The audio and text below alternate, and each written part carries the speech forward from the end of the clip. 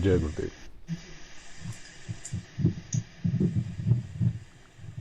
सर्वप्रथम मैं पल पल स्मरणीय सर्वशक्तिमान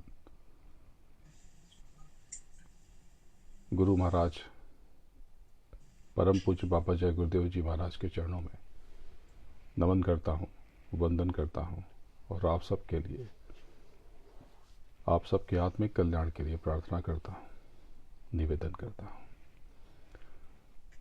तत्पश्चात ऊपर के समस्त धनियों को प्रणाम करता हूँ और नीचे सृष्टि चलाने वाली सभी शक्तियों का अभिवादन करता हूँ।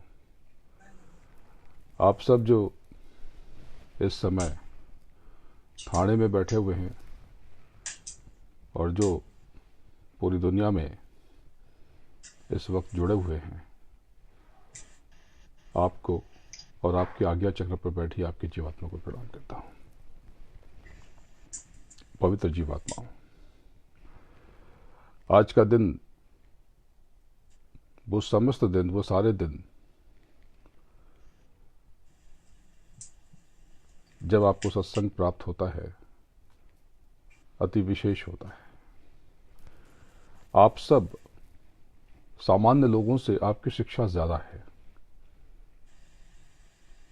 कोई नर्सरी में एडमिशन लेता है या कोई उसके ऊपर की कक्षाओं में, कोई ग्रेजुएशन में और कोई डॉक्टरेट करता है। आध्यात्मिक विचार हैं क्या? सीधी सी बात मैं कहता हूं कि आध्यात्म यानी स्वयं का बोध। स्वयं का बोध यदि आपने कर लिया तो फिर आपको किसी और ज्ञान और पहचान की जरूरत नहीं है। स्वयं का परिचय क्या है, ये आपके भीतर बैठे प्रभु से आपको जोड़ता है। लेकिन इसके लिए नियमित रूप से अपने भीतर की यात्रा अनिवार्य है, जरूरी है। और भीतर की यात्रा के लिए बाहर के जो क्रियाकलाप हैं उन पर भी नियंत्रण जरूरी है, क्योंकि बाहर के क्रियाकलाप तो हों, लेकिन उस लाभ हानि से आपकी अंतर यात्रा अगर बाधित नहीं होती है तो ये आपकी आध्यात्मिक उन्नति के संकेत हैं। इसको थोड़ा और स्पष्ट करता हूं कि एक राजा की सवारी जा रही थी। बड़े ढोल नगाड़े बज रहे थे और राजा हाथी पर बैठा हुआ था। सोने का छत्र था, हजारों सैनिक थे, महावत पूरे राज्य में राजा की यात्रा करा रहा था, उसको घुमा रहा था। पास में ही स्मशान से जब राजा की सवारी गुजरी, शोभा यात्रा गुजरी, तो उस स्मशान में सोए हुए फकीर की नींद टूट गई और उसने राजा के हाथी की पूंछ पकड़ ली। हाथी वहीं पर रुक गया, हाथी हिल भी न पाया। राजा के तो होश उड़ गए, उसका राजा होना बेकार हो गया, सारी प्रभुता मिट्टी में मिल गई। एक फकीर ने किसी सम्राट की यात्रा को बाधित कर दिया। बड़ी अजीब सी बात हुई। राजा खुद को उस क्षण नपुंसक समझने लगा कि मेरा सारा प्रभुत्व नष्ट हो गया। एक मामूली से फकीर ने हाथी की पूंछ क्या पकड़ी, हाथी वहीं खड़ा हो गया। हाथी की शक्ति, हाथी का बल सब कहां चला गया? और किसी की हिम्मत न हुई एक शब्द बोलने की। राजा ने उस यात्रा को निरस्त कर दिया और वो महल में चला आया। बहुत बेचैन हो गया। उसने अपने मंत्रियों को बुलाया किसी के पास कोई उत्तर नहीं था। एक मंत्री ने सलाह दिया कि महाराज, पास में एक महापुरुष रहते हैं, एक महात्मा रहते हैं, क्यों ना उनको बुलाया जाए, उनसे मशवरा किया जाए। राजा ने उन महात्मा को आदर के साथ बुलवाया, उनको पूरी घटना बताई। महात्मा एक क्षण के लिए मुस्कुराए, फिर उन्होंने विराम लिया। उन्होंने कहा, आप ऐसा करें, उस फकीर को संदेश भिजवा दें कि आप बहुत महान हैं। आप ऐसा करें कि आप हर सुबह, दोपहर और शाम, हर 3 घंटे पे आपको ड्यूटी दी जाती है कि आप उस स्मशान में जो मंदिर है वहां पे एक दीपक जला दें। बदले में आपको एक मोहर रोज दी जाएगी। राजा ने वैसे ही किया। उस फकीर ने उस आग्रह को स्वीकार कर लिया। राजा ने फिर विचार किया, यात्रा की हिम्मत न पड़ी, लेकिन उस महात्मा ने कहा, कोई दिक्कत नहीं है, अब तुम अपनी यात्रा निकालो। राजा ने फिर यात्रा निकाली। यात्रा निकलती नगी उस श्मशान तक पहुंची। उस फकीर की नींद फिर बाधित हुई और फकीर ने फिर से हाथी की पूंछ पकड़ ली, लेकिन इस बार हाथी न रुका और वो फकीर घिसट गया बहुत दूर तक। वो फकीर भी हैरान हुआ, राजा भी मुस्कुराया। महल में आकर उसने उन महात्मा को आमंत्रित किया, बुलवाया। जब वो आए तो उन्हें प्रणाम किया कि बोले, आप तो चमत्कारिक हैं, आपने कैसे इस मामले को हल कर दिया, कैसे मेरा सम्मान लौटा दिया? बोले, बड़ा आसान था। उस फकीर को मैंने दुनिया के झमेले में व्यस्त कर दिया। तुमने उसको एक मोहर का लालच दिया, अब वो सपने देखने लगा। पहले तो उसकी साधना वही भंग हो गई कि हर 3 घंटे में उसे दीपक जलाने थे, और ये चिंता बहुत बड़ी थी कि अगर सुबह 6 बजे जला और 9 बजे न जला तो मोहर न मिलेगी। तो वो लाभ हानि के चक्कर में पड़ गया, नफे नुकसान के चक्कर में पड़ गया। वो सपने देखने लगा होगा, इतनी मोहर आ जाएगी तो महल बना लूंगा, इतनी मोहर आ जाएगी तो शादी कर लूंगा, इतनी मोहर आ जाएगी तो रथ खरीद लूंगा, घोड़े खरीद लूंगा। अब उन मोहरों के चक्कर में पड़ गया, जिससे उसकी आत्मिक शक्ति अचानक से कम हो गई, नष्ट हो गई। ये बिल्कुल हमारी आपकी कथा है कि हम जगत के जंजाल में अपनी अंतर यात्रा को भूले जा रहे, अपनी आत्मिक शक्ति को नष्ट किए जा रहे।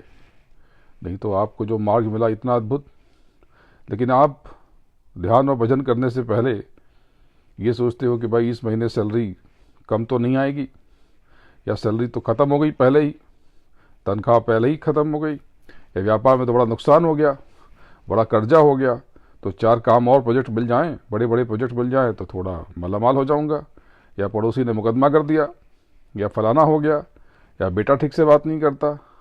आपने खुद को बिखेर लिया।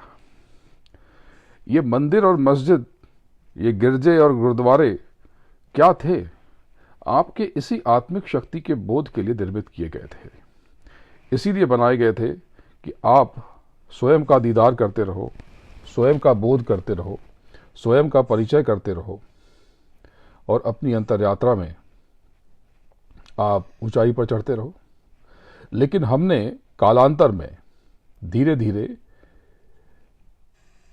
उसका असली परिचय खो दिया,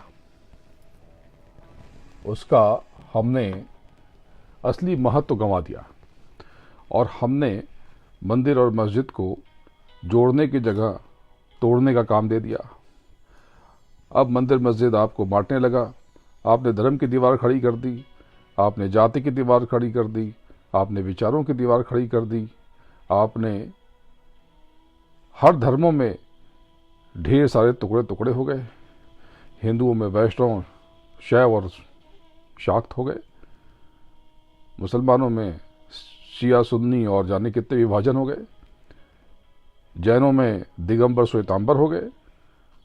टुकड़े टुकड़े में आप बट गए और आपने अपना होना गंवा दिया।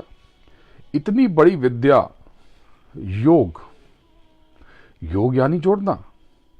योग का शरीर से कोई लेना देना नहीं, लेकिन जब मैं विश्व में घूमता हूं तो हमारा योग यहां योगा हो गया और हमने योगा को कोई व्यायाम समझ लिया। योग का शरीर से क्या लेना देना। ये जो शारीरिक आसन है इनका काम तो बहुत थोड़ा सा है, बहुत छोटा सा। ये तो योग का 1% भी नहीं है। आप जिस योगासन को, योग के आसनों को योग समझते हो, दरअसल ये तो योग का 1% हिस्सा भी नहीं है। ये तो आपके शरीर को लचीला बनाकर आपको शरीर से दूर करने की, शरीर की जिम्मेदारियों से मुक्त करने की एक प्रक्रिया थी, एक क्रिया थी, एक तरीका था। लेकिन हम नादान, आज पूरे विश्व में योग का मतलब कि ये हाथ पैर घुमाना, इसी को लोग योग समझते हैं। मैं बड़े बड़े यहाँ पर योग के केंद्र देखता हूँ, बेचैन हो जाता हूँ। योग को आपने कसरत समझ लिया। नहीं, योग तो इससे बहुत ऊपर की चीज है। योग तो आपको आपके शरीर से अलग करने की क्रिया है। ये एक ऐसी विधा है, योग के आसन। योग के आसन आपको आपके शरीर से अलग करने की प्रक्रिया का नाम है। और योग तो आपको स्वयं से जोड़ने की तकनीक है, स्वयं से जोड़ने की विधा है। एक कथा याद आती है। याज्ञवल्क्य एक ऋषि थे, बड़े विद्वान, बहुत बड़े विद्वान व्यक्ति थे। ऐसे विद्वान, इतना ज्ञान था उनको कि वो जब शास्त्रार्थ में जाते थे तो फैसला हो जाता था। शास्त्रार्थ में एक बार की कथा है कि राजा जनक ने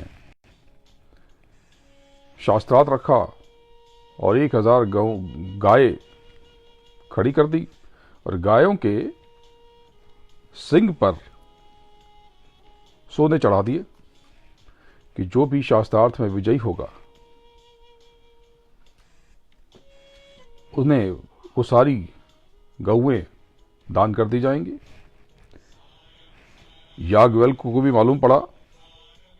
जब वहां पहुंचे तो हड़कंप मच गई। याज्ञवल्क्य मुस्कुराए और उन्होंने कहा कि गौओं को ले जाओ आश्रम पे, मैं आता हूं। किसी की हिम्मत न हुई, यहां तक कि जनक भी कह न पाए कि अरे अभी तो आपने शास्त्रार्थ जीता नहीं और गौएं ले जा रहे। क्योंकि याज्ञवल्क्य को भी पता था और लोगों को भी पता था कि शास्त्रार्थ में जो विजय होगी वो तो याज्ञवल्क्य को होगी। इतने बड़े विद्वान थे वो। जब थोड़ी उम्र ढलने लगी तो उन्होंने सोचा कि अब परिवार से बाहर निकला जाए, आश्रम से बाहर निकला जाए, क्योंकि शरीर गल जाएगा, नष्ट हो जाएगा। तो सामान्य मृत्यु से बेहतर है कि किसी गुफा में, किसी पहाड़ की शिखर पर साधना करते हुए शरीर छोड़ा जाए। 2 पत्नियां थीं उनकी। जब निर्णय कर लिया तो दोनों पत्नियों को बुलाया और अपनी इच्छा बताई कि देखो, अब मैं वृद्ध हो रहा हूं, अब मैं आगे की यात्रा की तैयारी मुझे करनी है, क्योंकि ये ज्ञान विज्ञान तो बहुत हो गया और इस ज्ञान विज्ञान में कुछ धरा नहीं। धन तो मैंने बहुत अर्जित किया, बड़े बड़े सम्राट, बड़े बड़े राजा महाराजा मेरे शिष्य बन गए, बहुत संपत्ति इकट्ठा हो गई, बहुत विशाल आश्रम बन गया, लेकिन इन सब में कुछ धरा नहीं। इसलिए मैं अब आगे की यात्रा के लिए किसी गुफा में या किसी हिम शिखर पर जाना चाहता हूं और वहीं पे शरीर को त्याग देना चाहता हूं। तो मैंने फैसला किया है कि ये मेरी समस्त संपत्ति, मेरा सारा धन तुम दोनों में आधा आधा बांट दिया जाए, जिससे तुम आगे की देखभाल कर सको, आगे का जीवन चला सको, आश्रम की देखभाल कर सको, अपना जीवन अच्छे से बिता सको। बड़ी पत्नी बहुत प्रसन्न हुई। उसने कहा बिल्कुल ठीक है, जो आप ठीक समझे, जो आपका आदेश, जो आपकी आज्ञा। दूसरी छोटी पत्नी शांत हो गई, चुप रही। बोले तुम खुश नहीं हो? बोले मुझे आपका ये फैसला समझ में ही नहीं आया। बोले मतलब? बोले मतलब ये कि जब आप स्वयं जानते हैं कि ये संपत्ति, ये धन, ये भौतिक समृद्धि बेमानी है, इनका कोई अर्थ नहीं है, किसी काम की नहीं है, इसको छोड़ना ही श्रेयस्कर है, तो बंटवारे का प्रश्न ही कहां। जब किसी काम की नहीं है तो मेरे किस काम की और आश्रम के संगत के किस काम की।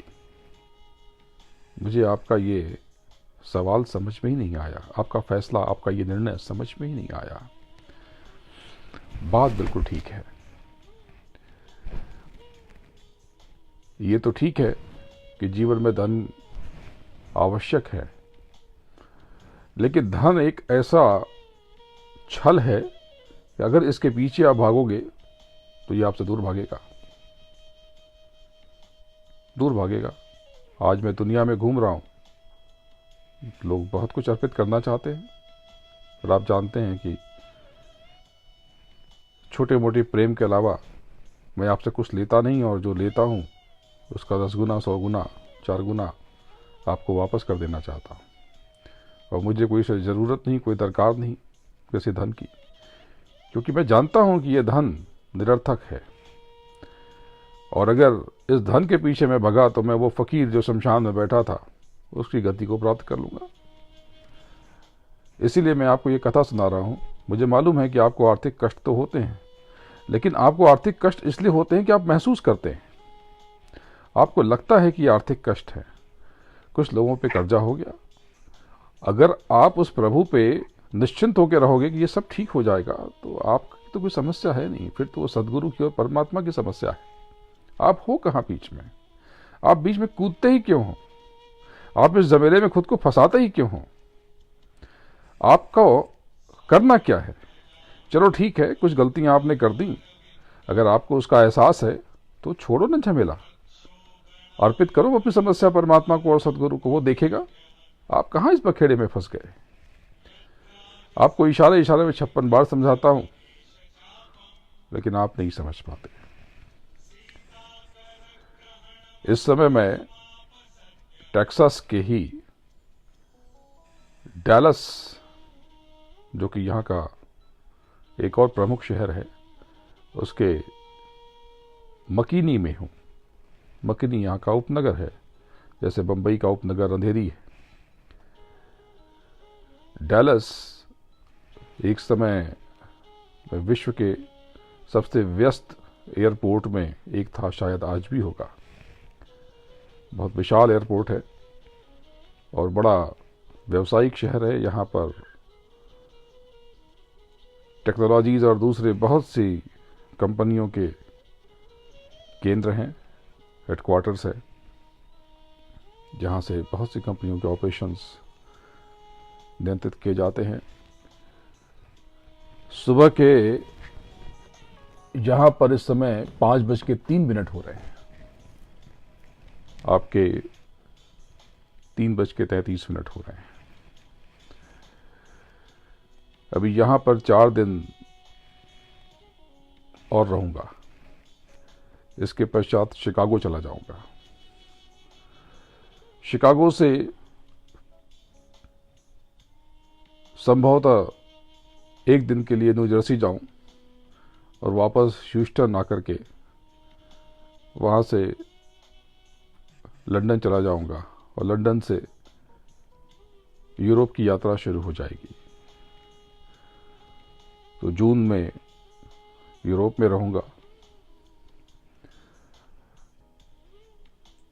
भारत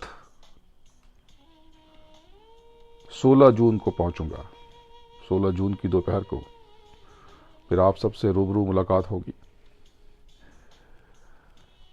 आप सबको जो मार्ग मिला है, आपको नहीं पता कि आपको कौन सा खजाना मिला है। जीते जी अगर अपना काम कर लो तो ये जीवन, एक और जीवन बेकार होने से बच जाए। आपको नहीं पता कि रोज जब एक रात बीतती है और एक सुबह होती है तो दरअसल आप मृत्यु की ओर नजदीक पहुंचते हो। मृत्यु तो होती नहीं, समझे तो और न समझे तो मृत्यु होती है। तो मृत्यु नहीं होती तो ये क्या होता है रोज शमशान और कब्रिस्तान में? हाँ, एक देह का अंत होता है। कल के सत्संग में आपने मुझे देखा होगा, मैंने सफेद कपड़े पहने थे, आज लाल वस्त्र हैं। फिर ये लाल वस्त्र आज धुल जाएंगे, फिर कल कोई दूसरा लाल या पीला या नीला या सफेद पहन लूंगा जो उपलब्ध होगा। तो एक वस्त्र उतारा, ये उस वस्त्र की मृत्यु हो गई। अब जिस वस्त्र में मैं कल था उस वस्त्र में आज नहीं हूं, तो क्या मैं मरा? नहीं, इन वस्त्रों से मैं थोड़ी मरता हूं। ऐसे ही इन देहों से आप थोड़ी मरते, मैं थोड़ी मरता हूं। हम तो अदेह, अदेह अविनाशी, इसका कभी क्षय नहीं हो सकता, यह अक्षय है। वैसे तो किसी भी कोई भी इस जगत में जो भौतिक है वो भी अमर है। जो भौतिक पदार्थ है, न तो वो मरते हैं न देह मरती है। अब ये कैसी बात है? अभी तो आपने कहा कि ये देह मरती है। नहीं, ये आकार मरता है ना, ये आकार मरता है। आप मार के दिखाओ किसी पदार्थ को, विज्ञान से पूछो कि किसी पदार्थ के मरने का कोई उपाय है क्या? एक बालू का कण न मार सकोगे, एक जल की बूंद न मार सकोगे, किसी तत्व को न मार सकोगे। उसका रूप परिवर्तित हो जाएगा, जल वाष्प बन जाएगा, बर्फ बन जाएगी, कुछ और बन जाएगा। उसकी अलग अलग गैसें टूट जाएंगी, छिन्न भिन्न हो जाएंगी, लेकिन मरेगा तब भी कुछ नहीं। लेकिन जिसे आप समझते हो मृत्यु, जिसको आप समझते हो मौत, तो जो पैदा हुआ है वो मरेगा। जिसने आकार लिया है उसका आकार नष्ट होगा। तो ये देह आपकी नष्ट हुई चली जा रही। आज आप बैठे ही इसीलिए हो कि ये आज के आपके अभी के कर्म नहीं। जाने कितनी बार आपको समझाया गया। तो जिसने जिसने साधना की उसने वो अधिकारी बन गया, उसने प्राप्त कर लिया। आज आप सब अपने भीतर के चक्र के बहुत ऊपरी हिस्से में हो। थोड़ा सा प्रयास कर लो तो काम हो जाए। मैं तो आपके लिए रात भर जगा रहा, आप कब जागोगे?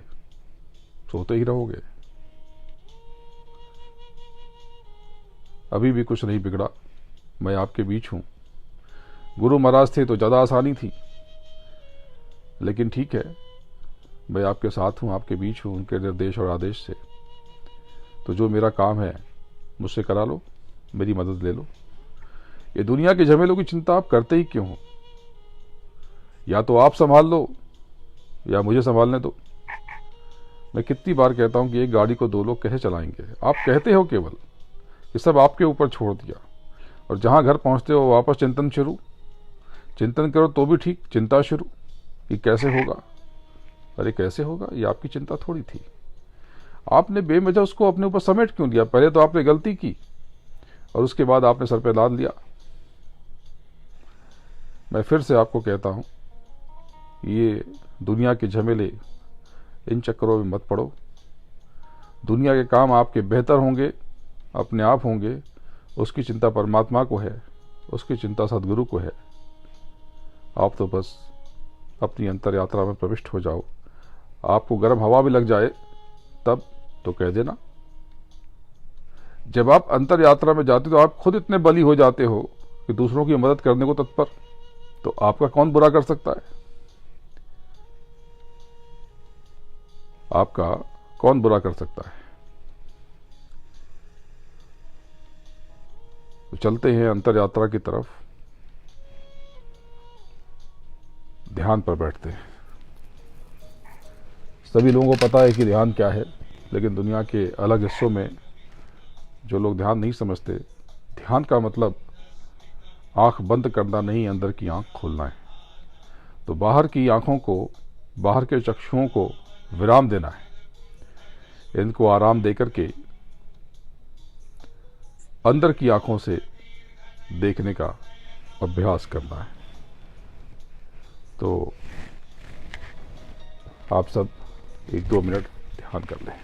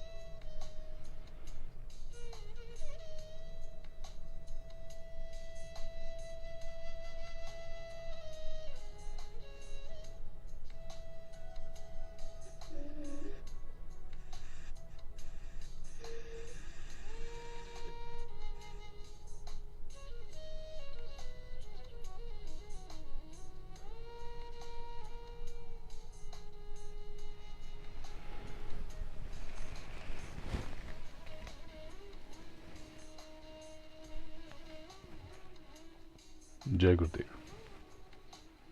धीरे धीरे बाहर आ जाएं, धीरे धीरे ध्यान से बाहर आ जाएं।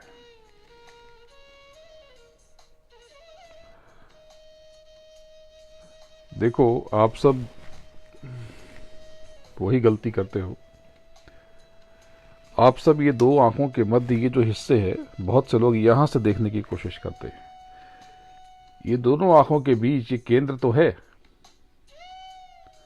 लेकिन ये केंद्र, ये त्वचा का केंद्र नहीं है, ये मध्य का केंद्र है। सहस्रार से भीतर आप ऐसा करो कि एक गेंद ले लो और उस पर ये दो आंखें बना दो, और बीच में ये हिस्सा, इस पे एक स्पॉट बना दो।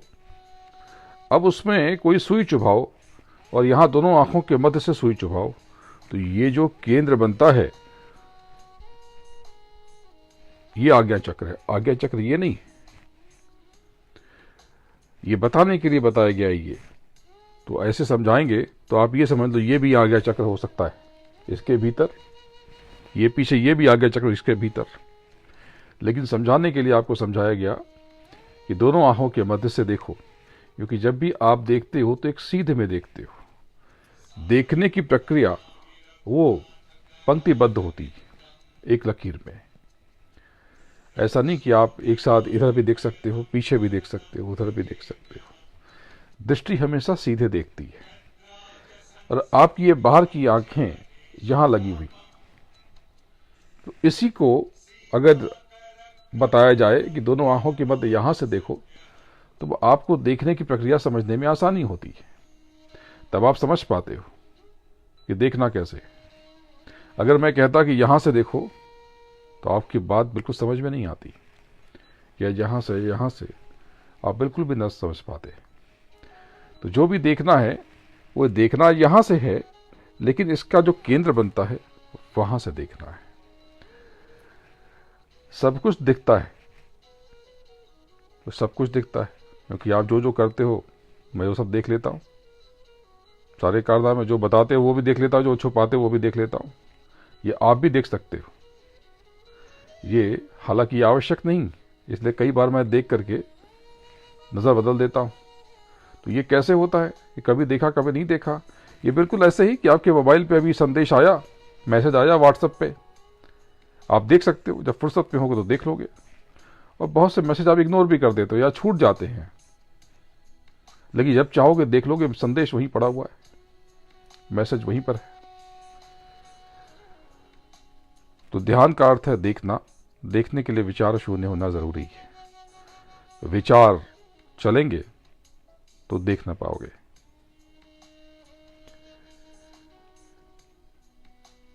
लेकिन ध्यान की जो पहुंच है, समझ लेना बात को गौर से आप। लोग पूरी दुनिया में ध्यान ध्यान करते हैं, मेडिटेशन करते हैं। इसकी जो रीच है, इसकी जो पहुंच है, वो भी सीमित है। आज ये बहुत बड़ी बात समझा रहा हूं आपको। ध्यान दरअसल आंतरिक एकाग्रता के लिए आवश्यक है। असली चीज भजन है, जो मुख्य कार्य है, साधना का जो मुख्य हिस्सा है।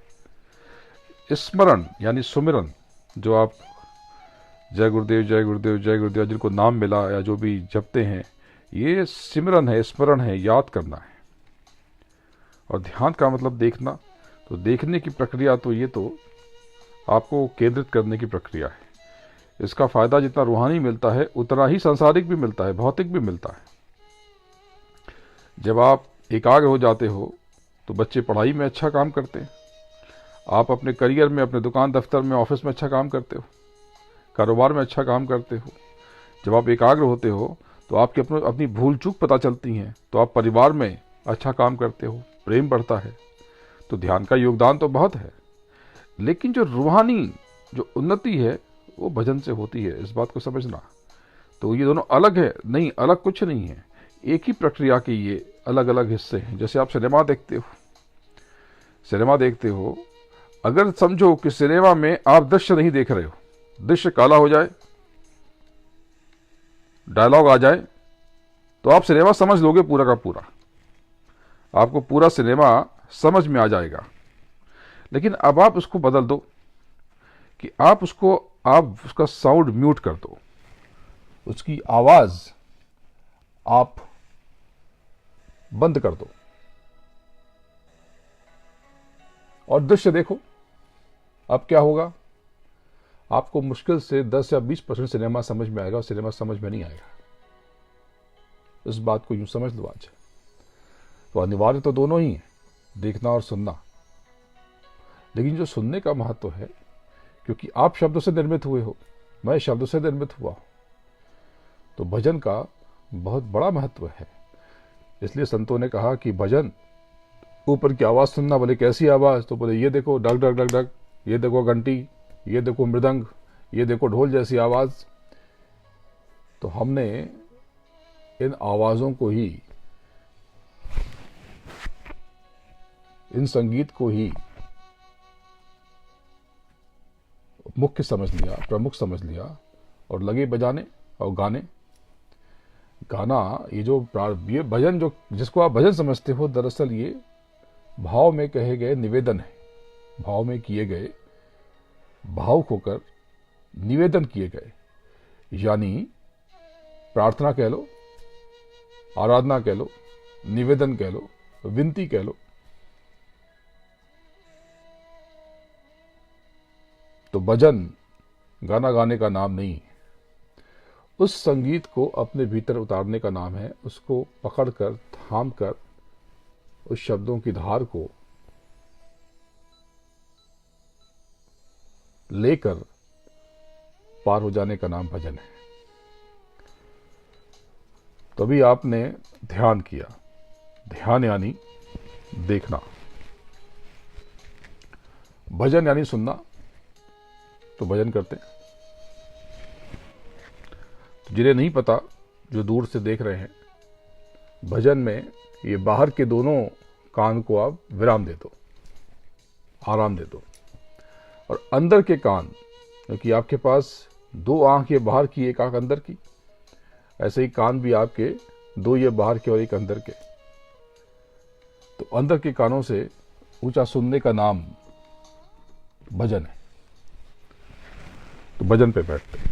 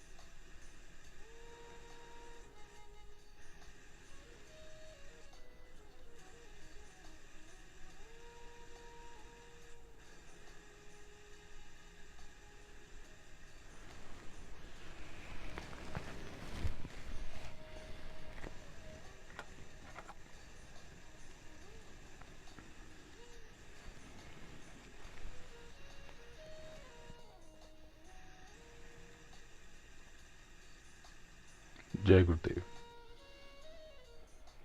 धीरे धीरे अब भजन से बाहर आ जाओ।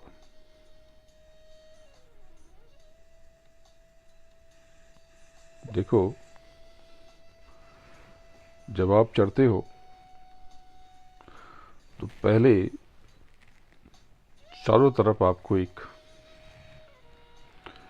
शब्द की परत महसूस होगी। आपके हिसाब से जो ऊपर या जो नीचे या तो दाहिने बाएं, आपको चारों तरफ एक शब्द की झंझनाहट सी महसूस होगी। ये झंझनाहट क्या है? ये भी ध्वनि है, ये भी नाद है, ये भी उसी शब्द से उपजे हैं। ये उसी शब्द का हिस्सा है। पिछले सत्संग में मैंने बताया था कि ये शब्द जो बताए गए कि अलग अलग खंड में अलग अलग धुनियाँ, अलग अलग आवाजें, दरअसल ये उसी आवाज का विस्तार है। जैसे कि बचपन में जो आप थे, आप अभी भी वही हो, लेकिन वही नहीं हो। आपका स्वरूप बिल्कुल वैसा नहीं। और जब ये शरीर मिटेगा तो जो अभी है इससे बिल्कुल बदल जाएगा, परिवर्तित हो जाएगा। इसका मतलब जैसे सूरज सुबह उगता है तो बिल्कुल लाल होता है, स्निग्ध, मासूम सा, मुलायम सा, नरम सा, कोमल सा, और उसके बाद सूरज एक आकार लेता है, फिर वो लाल से कुछ गुलाबी होता है, और गुलाबी से कुछ कुछ वो केसरिया हो जाता है, और केसरिया से वो पीला हो जाता है। और कभी कभी आजकल के मौसम में जेठ और आषाढ़ के महीने में सफेद जैसा हो जाता है। लेकिन जैसे ही संध्या होती है वो पश्चिम की तरफ घूमता है। वो तो नहीं घूमता, धरती घूमती है, लेकिन लोग समझते कि सूरज घूमता है, तो वैसे ही उसी भाषा में बात कर लेते हैं। धीरे धीरे उसका रंग बदलने लगता है, फिर वो सफ़ेद से पीला हो जाता है, और पीला से वो केसरिया हो जाता है, और केसरिया से वो गुलाबी हो जाता है, और फिर लाल होकर के वो खो जाता है। खोता कहीं नहीं है, हमसे दूर हो जाता है। ऐसे ही शब्द जब उपजा तो उसकी आवाज, उसकी जो धुन बड़ी लंबी लंबी थी, जो एक एक धुन बहुत लंबी, वो तान बहुत लंबी। लेकिन जहां से शब्द उपजा है वहां पर कोई शब्द नहीं। इस बात को समझ लेना। ये बात महापुरुषों ने, किसी ने आसानी से बताई नहीं कि शब्द जहां से उपजा वहां वो निशब्द है। शब्द नाद जहां से पैदा हुआ वहां वो निशब्द है। तो अनामी में शब्द हो के भी शब्द नहीं है। उसके ऊपर फिर शब्द आकार लेता है, तो उसके ऊपर तो कोई प्रकाश नहीं, केवल शब्द है, सिर्फ शब्द है। और शब्द बहुत लंबी लंबी तान, बहुत लंबी लंबी, और धीरे धीरे ये तान छोटी होती चली गई। तो कभी ये बीन बांसुरी की मालूम हुई, तो कभी बंसी की, तो कभी किसी सारंगी की, किसी वायलिन जैसी आवाज, किसी एकतारे जैसी आवाज, या फिर कभी टूटने लगी तो डुक करती आवाज, बिजली की तरह कंपन की आवाज, और टूपी तो खनखनाती हुई आवाज। तो ये जो लंबी लंबी तान थी, ये तान छोटी होती गई, टूटती चली गई, टूटती और टूट गई और टूट गई। एकदम नीचे जब आती है तो खन खन खन खन हो जाती है, ऐसे खन खन खन खन खन खन, तो बहुत ज्यादा टूटती है। तो ये सूत्र है ये भजन का ये आज आपको बहुत बड़ी चीज़ मिली। अब जब आप ये सूत्र समझ करके जब आप भजन करोगे तो आप आसानी से भजन के अर्थ को समझ जाओगे। तो आपके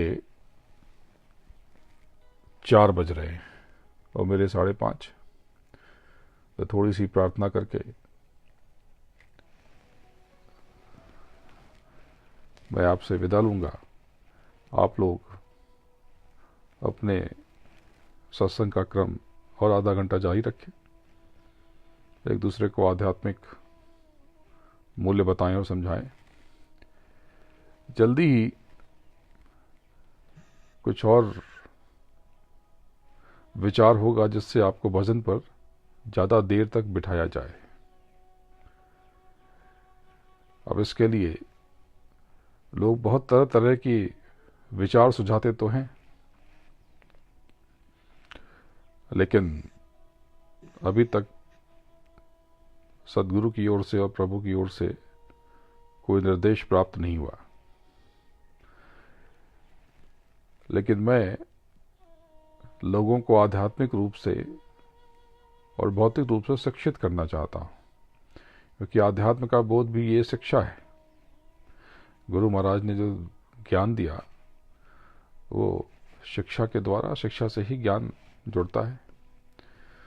तो मैं ऐसी स्थिति चाहता हूँ कि एक ऐसा स्वरूप बने जहाँ निर्विघ्न होकर आप अपने सारे कष्टों को, सारे दुख को, सारे झमेलों को मिटा करके आप निर्विघ्न साधना में, अनवरत साधना में उतर जाएं। तो आप भी विचार करें, पूरी देश और दुनिया विचार करे, मैं भी सोचता हूँ।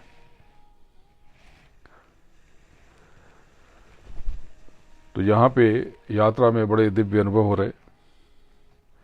थोड़ा सा यात्रा में परिवर्तन हो सकता है, क्योंकि अभी तक जो यात्रा थी वो 27 तारीख को मुझे लंदन जाना था।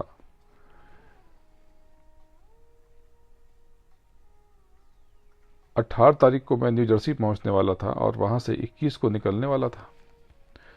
पर ह्यूस्टन में कुछ और कार्यक्रम रख दिए गए हैं। एक कार्यक्रम तो 25 को ही है। तो संभवतः मैं ह्यूस्टन थोड़ा पहले पहुंच जाऊं, 21 की जगह 20 या 19 को, और लंदन मैं 27 को ना निकल करके शायद 30 या 31 को निकलूंगा। तो मैं 31 या 1 जून तक लंदन पहुंचूंगा और लंदन से फिर यूरोप चला जाऊंगा। तो यूरोप में संभावना यह है कि पहला जो पड़ाव होगा वो पेरिस में होगा। फिर जैसे जैसे आगे कार्यक्रम तय हो जाएंगे आपको बताया जाएगा। तो प्रार्थना कर लेते हैं।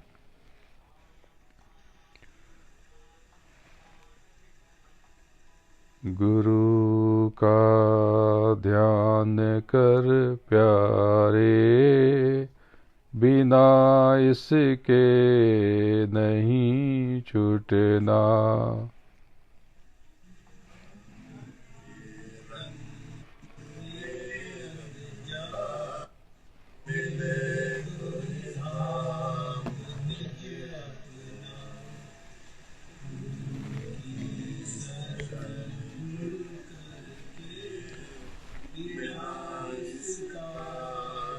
नहीं,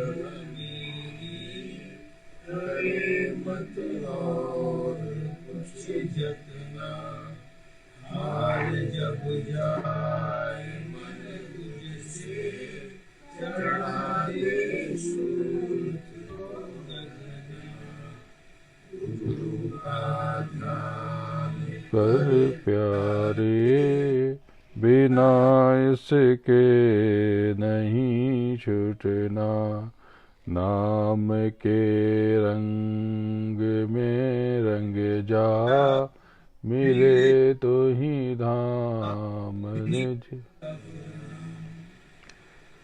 मेरे प्यारे गुरु दातार, मेरे प्यारे गुरु दातार, मंगता द्वारे खड़ा, मेरे प्यारे गुरु दातार, मंगता द्वारे खड़ा। मैं रहा पुकार पुकार, मेहर कर देखो जरा।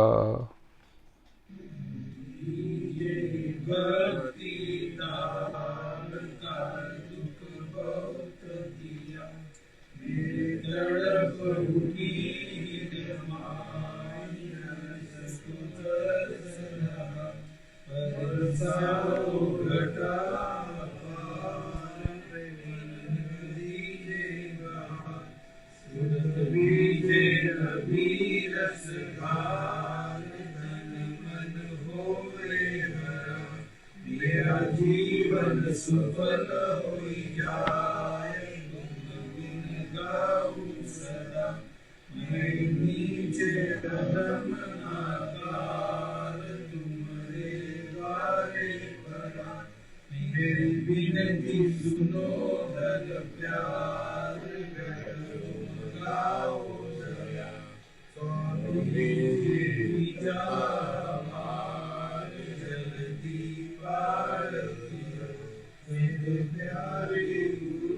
दातार, मंगता द्वारे खड़ा, मैं रहा पुकार पुकार, मेहर कर देखो जरा।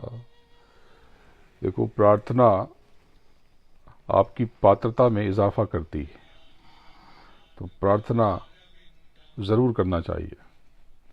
जब भी घर में मौका मिले तो एक दो प्रार्थना कर लो, एक दो निवेदन कर लो। तो प्रार्थना आपको आंतरिक रूप से सक्षम बनाती है, विशाल बनाती है, और धीरे धीरे आपको विराट बना देती है, पता भी नहीं चलता।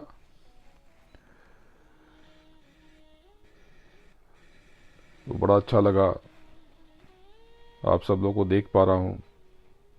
शर्मा जी आगे बैठे हैं, पांडुरंग, सुरवे जी, माली जी, शैलेश जी दिखाई नहीं पड़ रहे। नितिन जी नहीं है क्या आज? तो ये नितिन जी हैं जिनकी वजह से मेरी आध्यात्मिक यात्रा निर्विघ्न चल रही है। तो आज मैं एक घोषणा कर देता हूं कि हम जब कोई स्थान बनाएंगे मेरे रहते या मेरे बाद, तो उसमें एक प्रार्थना कक्ष या एक साधना कक्ष या एक ऐसा स्थान जहां पर लोग साधना कर सकें, तो इनके नाम पे रख दिया जाए। क्योंकि ये आध्यात्मिक यात्रा जितनी भी चल रही है, ये सब इनकी, हालांकि ये बहुत छोटी चीज़ है, लेकिन मन में एक भाव पैदा हुआ तो मैंने आपको बता दिया। तो ये आपके ध्यान में रहेगा, और मेरे ध्यान में तो है ही पहले से।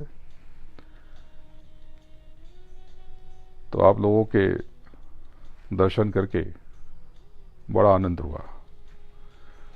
अब यहाँ पे सुबह 5:45 बजने को हैं।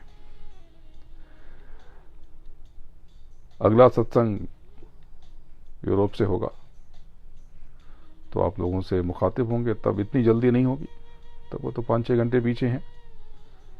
तो जब आपके यहाँ 3 बजेंगे तो वहाँ पे 9 के आसपास होगा। तो दिक्कत तो अभी भी नहीं। आप लोगों के लिए तो रात भर जगता रहता हूँ और गुहार लगाता हूँ, जिससे आपकी अंतर यात्रा निर्विघ्न चलती रहे। तो शर्मा जी थोड़ा आप लोगों को और आध्यात्म के बारे में, प्रभु के बारे में और सदगुरु के बारे में और अंतर यात्रा के बारे में बताएंगे। तो आप लोग आधा घंटा और वहाँ पर रहें कम से कम, थोड़ा आध्यात्मिक चर्चा करके फिर निकले। बड़ा अच्छा लगा। सदगुरु के चरणों में नमन करता हूँ, समझ धनियों को प्रणाम करता हूँ, और आप सब लोगों को और आपके आज्ञा चक्र पर बैठी आपकी जीवात्मा को नमन करता हूँ। यहाँ पर मैं मकीनी में सुनील जी और गुंजन जी आहूजा के घर में हूँ। ह्यूस्टन में डॉक्टर ऊंटा के पास था, वापस वहीं पहुंच जाऊंगा।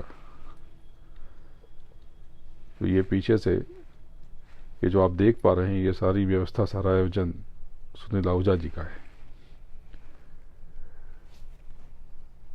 प्रणाम। जय गुरु।